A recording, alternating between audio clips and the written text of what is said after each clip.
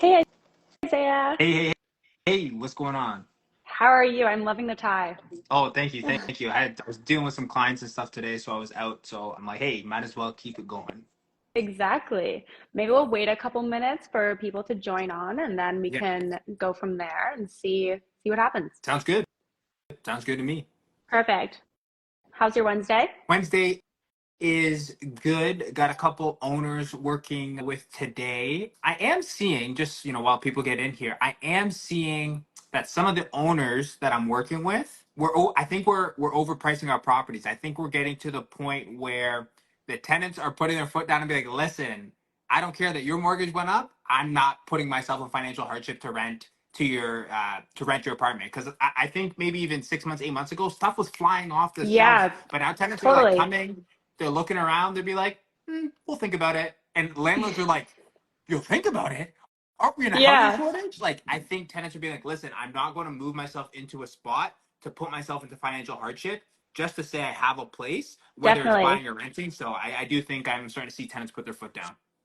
So interesting. It's interesting that the script has switched in like 6 months ago. That wouldn't have been the Wouldn't case. be the case. You just like, man, back in the day, you threw up a rental ad and tenant would be like, oh, I'm interested. And you'd be like, listen, this is how it's Yeah. going. First and last, 900 credit score, 10K in the bank, or don't apply. But Oh, now it's like 100%. you're really going through, you're vetting your tenant. Like, you got to use all the systems, processes. Like, you actually got to be good at doing what you do now to be successful. Definitely. Definitely. I do see a couple people popped on, so maybe we can just like jump into it. For people who don't know, I'm Chantel from Single Key, and I have Isaiah with me, and you're kind of like in every space of like the real estate market, investing, landlords. So yeah, maybe I can let you introduce yourself, and then let's get into it. Yeah, 100%. I'm Isaiah, born and raised in the Durham region. I'm a long distance real estate investor, although I do own and operate some properties in Southern Ontario. My specialty is leasing property manager, and I'm en route to be the number one leasing agent in Durham region as 2024. So we'll get that going. Yeah, Single Key has been great to me, supporting me in my business, working with their products, going through them, like, assisting them with content. So big love for Single Key and all that they got going on. Yeah. And today we're going to talk about how you can like secure a rental if you're a tenant and how you might be having difficulties in the market. And if you have any questions, you can just pop them below and we'll answer. But Isaiah, I think a lot of people are just having a hard time getting that rental and getting rejection after rejection. They're like, is it me? Is it them? So maybe like what are some like major red flags that you see like first case when someone like applies to a Yeah. rental? Yeah, 100%. So honestly, I think it all starts with the communication. Like, 9 times out of 10, actually, I won't say 9 times, I'll Hmm. say 8 times out of 10, like, you're working with mom and pop landlords. Like, an individual, maybe they own 1 to 5 properties themselves. They're renting it out themselves. They're not using a professional service, which is all fine. So when you're making that initial interaction, I think some tenants shoot themselves in the foot right off the hop. Like, some things that I really, really don't want to see from tenants is when they say, can I move in now? Or can I move in next week? Like, if you offer an immediate move-in date before the landlords have done anything, huge red flag. Another big red flag is, oh, I can pay. I can pay right now. Like, I give you money up front. I give you everything up front. And I'd be like that's good, but you don't want to scare tenants away. And then the last thing is just your one, level of communication, and two, tone of communication. Mm. At the end of the day, the landlord and the tenant need to have a harmonious relationship. Anything less than a harmonious relationship, that's when the LTB gets involved. That's when non-payment of rent, we have maintenance issues. That's when all this stuff happens. If you can start off the relationship with a harmonious, like as harmonious as possible, things are going to be good. So when you're responding, like, almost treat it like a job interview. Hi, my name is such and such. I saw your unit, very interested. What are the steps to apply? I think that opens the dialogue with the landlord very well, because every landlord has a slightly different process. A realtor might have a very strict, this is what I need, don't even talk to me before these documents, while some landlords might want to, do a meet and greet, and they're okay with doing the slower relationship building. So whatever it is, make sure you open that to them and have them respond to you, and then you can kind of facilitate the process that way. Yeah, definitely setting the tone is super important. And like your first interaction, what do you think is like the most important like first impression? Like if someone comes viewing to a viewing, what should they bring with them? Should they say something? Yeah, Like what do you think is the most important? 100%. So I'll be honest, in 2024, I am I'm not really seeing too much pen and paper. Maybe a little bit more in Northern Ontario, but GTA for sure. I'm not seeing too many things done on pen and paper. Obviously, single key. We do all the stuff Mm-hmm. online with the pre-screening, everything like that. So, with that being said, have a fully charged phone. I don't know what it is. If you come to a showing, your phone's dead, like you can't access anything, it just shows like a landlord or an owner that you're not that prepared. And, if you're not prepared, sorry, if you're not organized, you're not prepared. If you're not prepared, you're probably not going to pay rent. And if you're not going to pay rent, there's a very low likelihood I want to Mm-hmm. consider you as a tenant there. So have all your stuff available, not ready like you have to give it, but if the landlord asks or you have documents that you want to have, have them so they're readily available. Second thing on that, so the first thing was just, be organized. Second thing, be on time, please. Even if you're scheduled for a 2:30 showing, or you've said, hey owner, I'm going to meet you at 2:30 at the property, 5 minutes early, you'd be so surprised Mm-hmm. how far that goes. It shows that one, you're interested in the property, two, you're attentive and can follow directions, and three, it shows that you value the landlord's time, and that goes a long way, because at the end of the day, the landlord or the owner is the one who's actually signing that lease and approving you. So if you can't make a good relationship with them right off the hop, it's going to be very tough for you to secure that unit. Yeah. No, it's such a good point. Everyone wants to make sure that their time is seen as valuable. And also, everyone note that get a portable charger and keep your phone at 100%. Yeah, don't let me see Um, those 5%. If I look at yeah, your phone and it's at 2% and it's like a 2:30 showing, I'm like, okay, this this is individual's no off their good. rocker. How do you walk around with your phone at like 1%? Like you're just not prepared for life. I can't have that. I can't have it. That's really funny.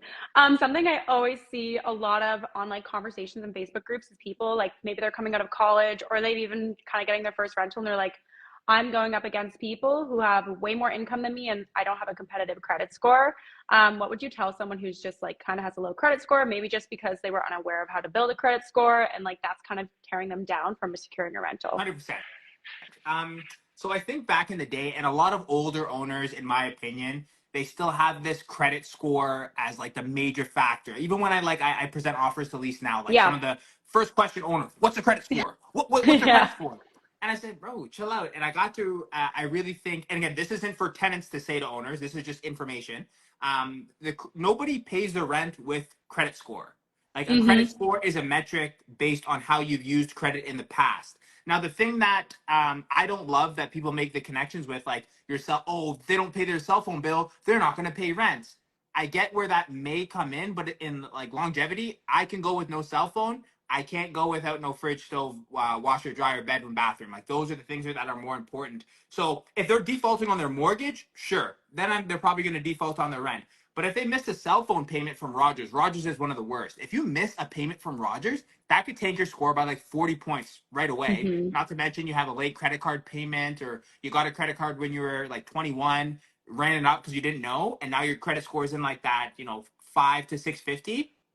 It's tough. So, first thing, don't be so concerned about your credit score. And if you're a tenant, don't offer that information as like, oh, my credit score is bad, but like I'm still good. Don't do that. That's like when you're going out with a pretty guy or a pretty girl, and you're making all the bad stuff about Yeah. you, like I'm not very tall, but I'm nice Not that and I'm bad. funny. Yeah, it's not that bad. Yeah, Like yeah. we don't want that. We want to make sure we're presenting ourselves in the best light possible. So first thing, just understand your credit score is a small part of your overall picture. Second thing, I would be proactive and go out and look for a cosigner. Now, if it's something that I have to look for, like as an owner, I'm not going to do it because if you have to go get a cosigner, but I have another couple here who's ready to go, I'm probably going to go with them just because it's easier. But again, doesn't mean you shouldn't get the unit. But if you can take it upon yourself, be proactive, understand your financial position, and say, hey, I'm going to need a cosigner to be competitive, and you bring that information up front without prompting of the landlord, that's the kind of people a lot of owners want to do business with. It shows that you're interested. It shows that you're educated. It shows that you're actually putting your best foot forward. And landlords and owners can see that, and they want to work with those kind of people. So take due diligence, the initiative to go find a cosigner, whether it's your mom, your uncle, your parent, anyone else, and actually bring them in to the rental conversation so that when you present your application, you can show your income, your cosigner's income and credit score, and it actually looks a little bit more favorable for you. Yeah, no, it's so true. Landlords and property owners have so much on their mind. Like if you can make it simplify for them and they don't have to do extra steps, I mean, then you're like standing out in the crowd by like 100, right? So 100. yeah. Yeah. It's really good. And just one thing on that. So I've Yeah. seen this with some tenants, and when I talk to tenants, I said, hey, get a package together. Just like you do a resume, you have your resume cover letter. I don't think it needs to be that formal or professional, but there's a couple key documents, and I think we're probably going to get here, but I'll just go over them now. So you want to get two pieces of ID. Like every owner, oh, that's cool.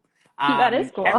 Every owner is going to ask for it anyway, so just go be proactive. Again, have that. I like driver's license. I don't like health card. I like passport, birth Hmm. certificates, Ontario ID card. There's a lot of other ID documents, permanent resident card, status card, all that the good stuff. But two pieces, at least one photo ID. Have those printed out or stored in some sort of online folder as a PDF document that can be easily sent to the landlord. So government ID.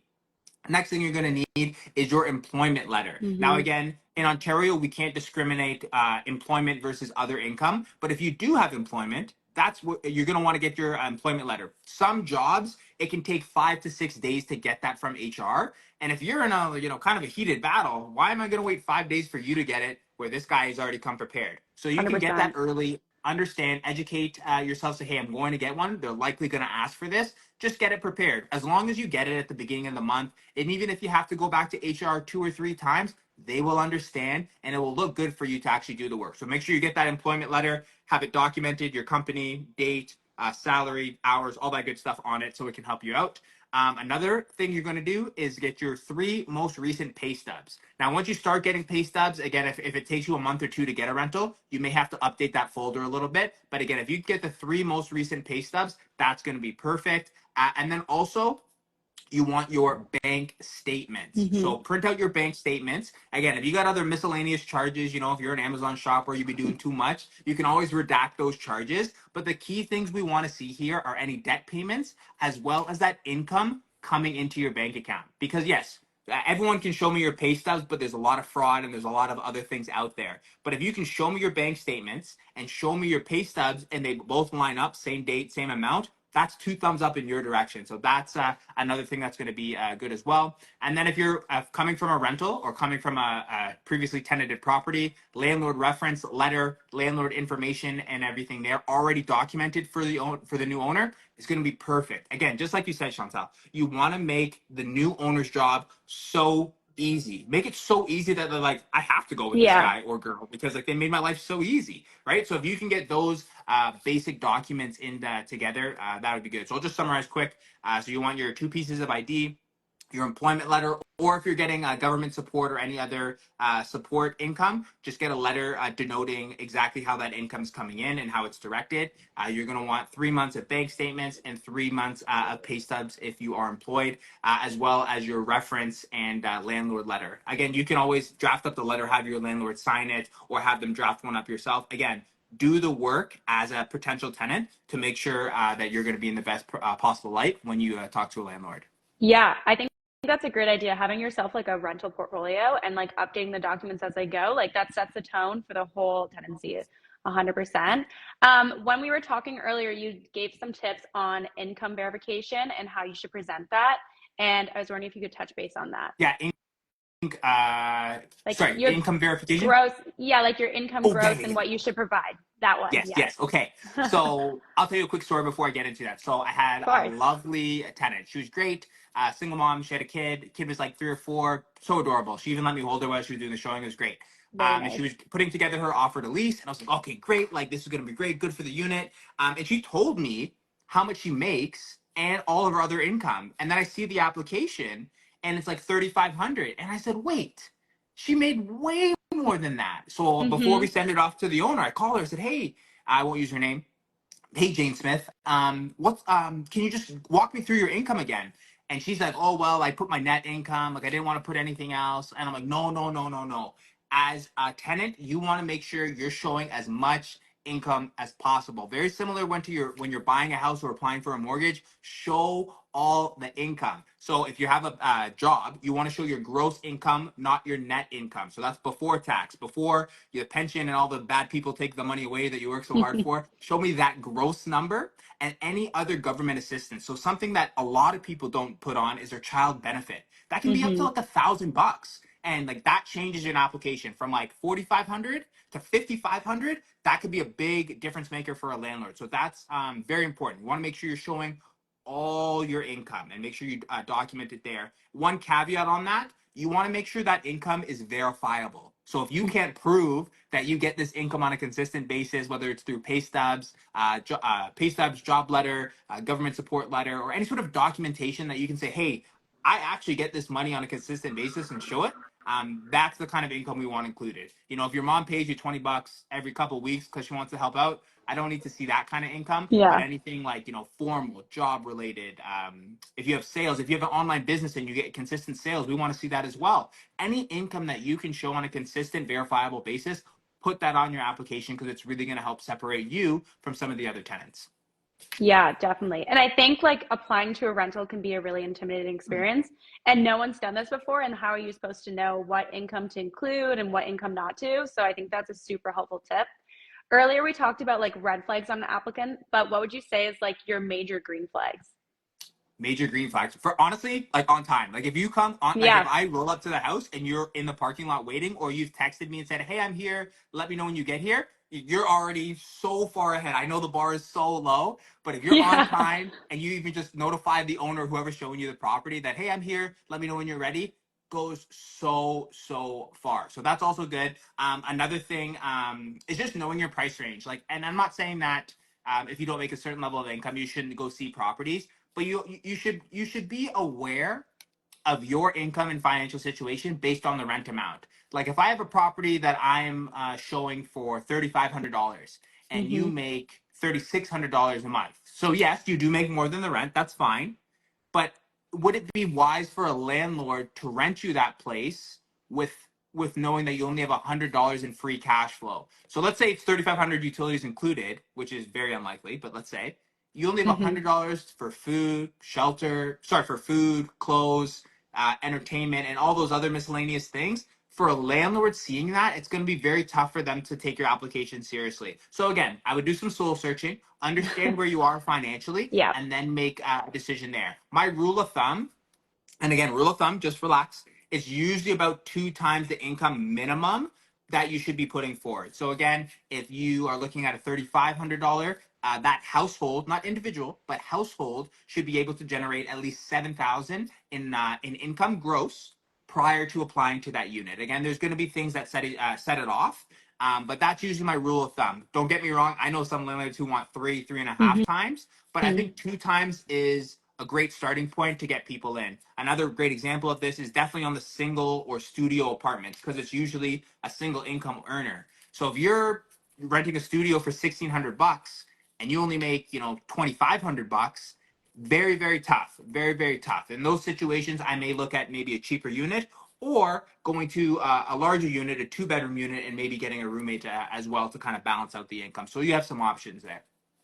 Yeah, it's definitely a competitive market, and it is important to also have that quality of life and not overextend yourself 100%. And your landlord also doesn't want that for you. No.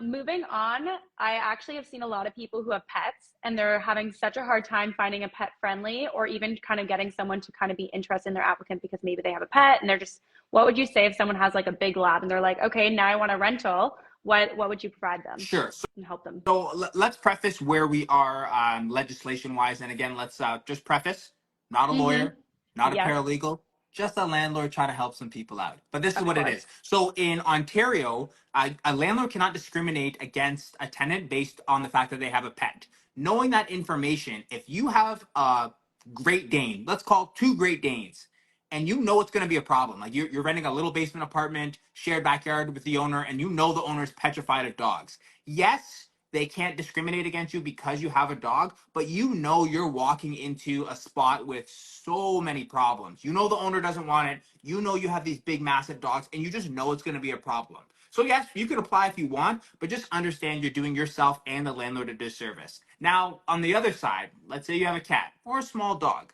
and that's a pet that you have. I'm not saying you have to lie on your application. I'm just saying some of that information you should keep to yourself, right? The landlord's not going to discriminate you against you have a pet, but if that's not a situation or a comment that's coming up, be mindful of the legislation, how it plays towards tenants and owners, and use that to your advantage. Understand that, if I can manage my cat and I know this isn't grounds for declining, you know, maybe present your application in a way that highlights some of your strengths rather than the fact that you have a small cat. So again, not saying a lie on anyone's application. That's not what I'm saying at all. I am trying to empower both landlords and tenants to understand the legislation so that we can get more harmonious relationships with that tenant Exactly. and landlord. So just know they can't kick you out or can't rent you because you have a pet. And again, if you have a pet, that's your business if you want to disclose that information. Yeah, I'm loving the conversation about rental application. And this kind of seems like a great way to segue though as well about like tenant rights because I keep seeing it's kind of the time that everyone's doing the rent increase. Yeah. But I keep seeing all online people are like, my landlord is increasing my rent and I can't afford to move, but are they allowed to increase by like some people were saying like crazy numbers like 10, 15, 20%. And I know the laws in Ontario, but maybe you could also kind of provide some clarity on that for people who their landlord wants to increase their rent and they kind of don't want to leave because of the competitive market. 100%. Again, I think we could do a whole live on this, but let me jump into some key points here. So overall general guidelines 2024, the rental increase is 2.5%. So if you're a landlord, again, this is on a general basis, I'll get specific in a Mm-hmm. second. If you're getting an increase over 2.5%, that is the time you put your hand up and you start asking questions, right? Why is it going up so much? What are the rules and regulations around this above guideline increase? I'll get to that in a second. Now, let's say you are a tenant, you've been there for a few years, your landlord is giving a 2.5% increase, and you want to put up all this fit and be like, I don't want to, this is too much. Yeah. I don't know if I have any sympathy for you because understand the price of goods has gone up much more than 2.5%. Now, your landlord, as much as we want to say these guys are saints or guys and girls are saints, they're not doing this for free. They're doing this to turn a profit, build wealth for their family. And I don't think that's a bad thing. I really don't. Again, you can come at me in the comments. I don't think private citizens owning homes and providing housing is a bad thing. However, if you think that you shouldn't have to pay for increases in prices. Gas has gone up, hydro's gone up, the cost of buildings gone up. I can give you 50 more examples that landlords are bleeding through each month, and they're offering you a 2.5% rent increase to stay put. That's something you should really think about and really do some soul searching if it's worth putting up that fit and not doing it. Because at the end of the day, they're allowed to do it and they're going to do it. And if you don't pay for it, they're going to take you to landlord tenant board and you just have a whole host of other issues. So that's the regular 2.5% increase. Now, let's say they do give you an above average increase. First thing that I'd ask myself is when was this unit built? Mm-hmm. There's a little bit more specifications, but just for time, I'll leave it at that. November 2018. If your unit was built after that, it's not subject to the traditional rent control. So yes, they can increase it more than the above guidelines. But again, if we started with that harmonious relationship, I would approach the landlord and be like, listen, I understand unit was built after 2018. It's super nice. It's super bright. However, I can't pay an Yeah, extra $700, bro. And I totally. would also, again, educate yourself as a tenant. Say, hey, listen, I'll leave, but you know that you're going to have to find someone else. You're going to have to pay X amount of dollars to do the cleaning. You're going to have to pay X number of dollars to, re-rent it. I would literally do the math for them and then maybe propose a solution. Say, hey, I can't pay 700, but maybe I can pay 300 more because I get it. Costs have gone up. This is a nice unit. Would you be agreeable to 300? I promise a landlord that gets that message from a tenant offering to pay additional rent, that's going a long way. Especially you've done your homework and you understand the laws there. That's when two educated people are coming and making a compromise. I love that situation way more. Yeah. So that's what I would rather say. And then there's that one other issue. So if you do get a rental increase above the guidelines, just ask if your landlord has went to the landlord tenant board and pursued that. I can't remember the end form off the top of my head. It's on my board over there, but there is a Mm-hmm. form that you can file as a landlord or owner to give above the guideline increase. If there's been major renovations, major increases in costs, there's some stipulations that go across for that. So if you have received an above guideline increase, make sure to get those forms and the appropriate documentation from your landlord. But at the end of the day, if you can have a conversation with your landlord, it's going to go a long way, because this is where all the fighting happens. He's giving me a rent increase. I don't want to do it, right? But if both people can understand and be a little bit more empathetic for each other's sides, I really feel that landlords and tenants can really exist or coexist without the need for LTB, without the need for cash for keys, without the need for all this nonsense. We can, both offer a service. I offer you a place to live. You pay the rent to live there, and we can both live harmoniously. So that's my little 2 cents on the rent increase. Yeah, yeah, of course. And I think a big like gap there is the communication. Like sometimes then when you get a big increase and you weren't expecting it, then you kind of get a little bit more on edge, and that's when the disputes really happen. And I think that is like a big cause of it. And like you said at the beginning, like setting that tone is so important. And I think that is really great.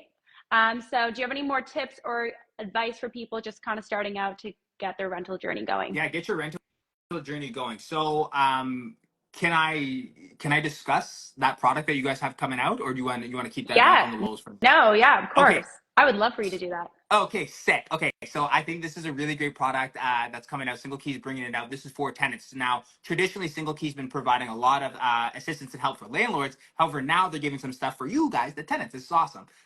So for the tenants, they're going to help you guarantee your rents for the landlord. Now, again, in Ontario, the biggest risk to renting, in my opinion, is non-payment of rent, because LTB is very slow. All the rules are kind of geared towards the tenant, so landlords are very about the rent. So once Mm-hmm. the rental guarantee program came in from Single Key, a lot of landlords loved it. They were getting on this. But as a tenant, if you can understand that program, identify yourself as someone who meets that program, and now present that to a landlord, that, hey, I meet all your qualifications. I want to apply to the unit, and I've gone ahead and guaranteed my rents for you through Single Key. That's going to set you so far ahead for tenants. And again, I don't know all the specifics, so Chantel and Single Key can help you guys go get that figured out. But when they come out with that tenant program that helps tenants guarantee their rents for landlords, that's going to be amazing. And I think those are the tenants that are really going to get the properties they really want, versus some other ones who, maybe looking for weeks and months before they get something they Yeah. really want. Well, Yeah. that's the whole thing, like making it easier for your landlord, and then you're going to kind of be at the front of the line every single time Yeah. for that property that you really Yeah. want. I'm telling Thanks so you, if much, I Isaiah. go first, go ahead, go ahead, No, go no, ahead. I was just going to say thank you so much. And if you had like a contact that people could reach you at, or like drop your handle or any like contact. Yeah, don't call me ever. No one call me. I'm Yeah. joking. You can Not the phone Instagram is number. don't ever. Best place to find me is Instagram. Very, very active on there. I try to hold it down there. My DMs are wide open, but use them sparingly. It's Mr. Henry, ITS Mr. Henry, just like a chocolate bar. So yeah, hit me up, DM anytime. If you're an owner who has a question, landlord, if you're an investor looking to get into a property, if you're a tenant who has a question, or your landlord's doing something crazy, holla at your boy. Let me help you out. Let's see if we can get this thing together, because I'm here to protect good tenants from bad landlords and bad tenants from good landlords. So holla at your boy. Yeah. I love it. Both of the sides. And sometimes you just need like someone to chat through a situation, or just have someone who kind of has been in the game for Yeah, a while. 100%. I'm right here. I got y'all. Okay, awesome. Thanks so much, Isaiah. And if anyone has any questions, they can definitely pop me or Isaiah a message on Instagram. Awesome, guys. Thanks so much. Take care. Enjoy the rest of your week. Have a good one. Bye. Bye.